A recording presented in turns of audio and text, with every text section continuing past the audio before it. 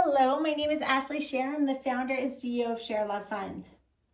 Today we are exploring chapter 5, verse 6 of the Gita. Chapter 5, verse 6 reads as follows.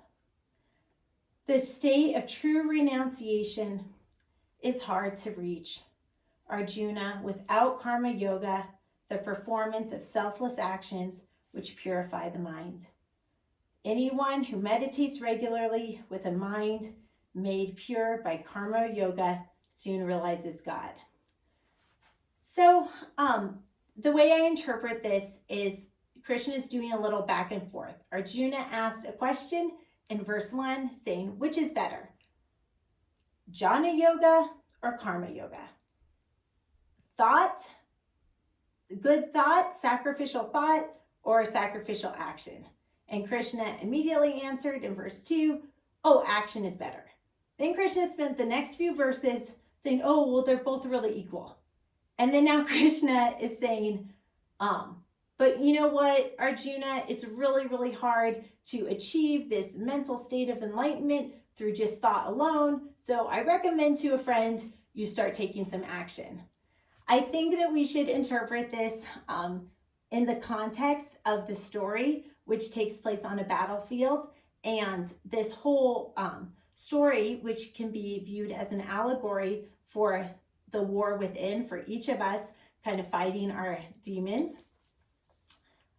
is that basically actions speak louder than words, and thought is good. We need strategic planning, but we also need strategic implementation and execution. And I think a lot of us fall short in our daily lives on the execution component.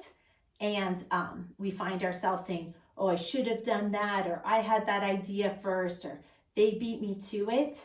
And execution alone doesn't really get us anywhere, because that's like being a chicken with our head cut off, and we can waste energy. But I think the idea here is that the Gita is reminding us that we can really serve ourselves by actually doing. And from a self-esteem standpoint, it is easier to assess the results when we've actually gotten out of our heads and impacted the world in some tangible way. And then that builds self-esteem, and then that becomes positive reinforcement to go out and do more good things. And so I think that we can draw strength from this passage of the Gita to remind us that actions can be a wonderful way to build self-esteem and feel good about ourselves. May the light in me be the light in you. Have a blessed day. Namaste.